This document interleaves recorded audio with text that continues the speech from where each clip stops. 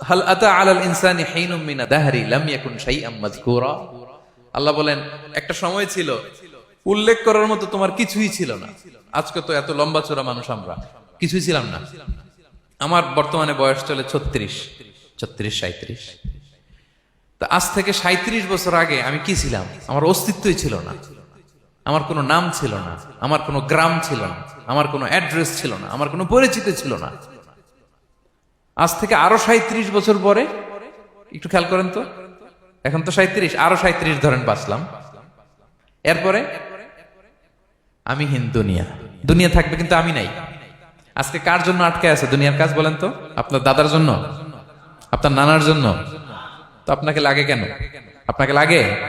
লাগে না তো আমাকে। আমি দুনিয়া, একদিন কিছুই ছিলাম না। আল্লাহ বলেন হাল আতা আলাল ইনসানি হিনুম মিনাদ দাহরি লাম ইয়াকুন শাইআম মাযকুরা।